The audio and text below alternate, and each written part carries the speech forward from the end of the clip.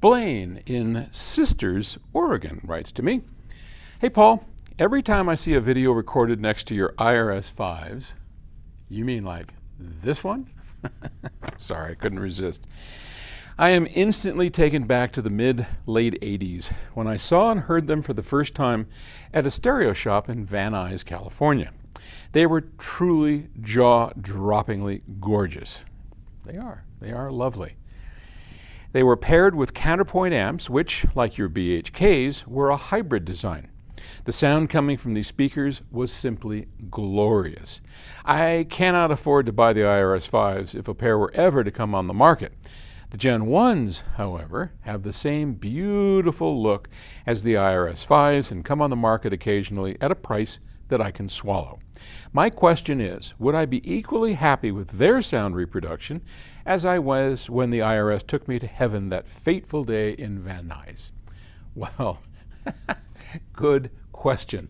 For those of you that don't know what he's talking about, these IRS-5 speakers were made in 1985, and in 1990, I left PS Audio, went to work and start a new company with Arnie Nudell, the founder and designer of the IRS-5s at Infinity, and he had left Infinity in 1990.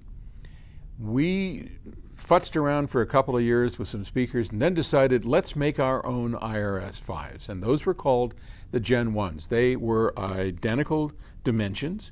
They had the same woofer towers with 6 12-inch woofers in the back, an even better servo control, bigger amplifier, and instead of the emit mid-ranges that these use, it had a single Bob Carver designed ribbon, went from top to bottom.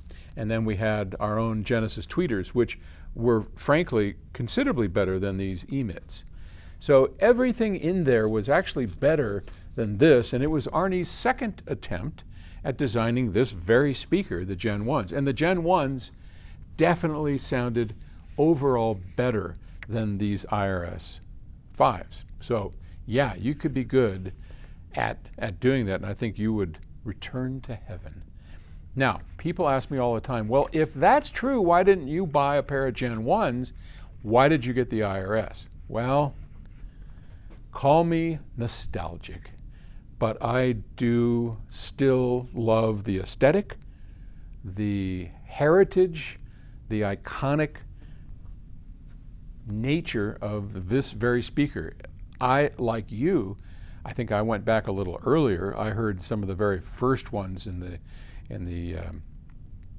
very early 80s. I heard some prototypes. I heard them at Harry Pearson's house, and I fell in love with them. And you know, it's like your old flame, right? You wind up loving something and you'll want to get it yourself. And sometimes that works out, like my old story about lusting after a 63 Corvette Stingray, the old 63 split windows, which is still a gorgeous looking car.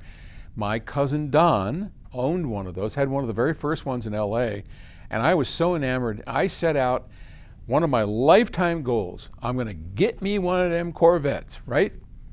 And many, many years later, I had the opportunity to drive one.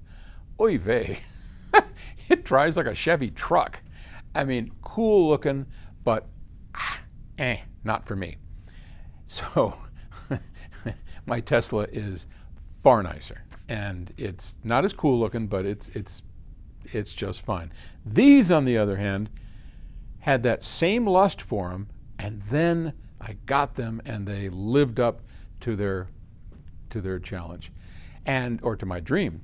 And now that we have a speaker system that outdoes these from a sonic standpoint, the Aspens are, and you can come hear them, they outdo these. And so we finally outdid these. And I think Arnie would have agreed and been, had he lived.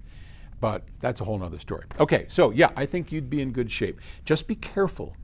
Some of the later ones, another fellow bought Genesis from Arnie after I left. And his interpretation of the Gen 1s I have never liked. So if you can find one with the original old Carver ribbons, grab a pair of those. I think you would be ecstatic. All right. Good luck. Thanks.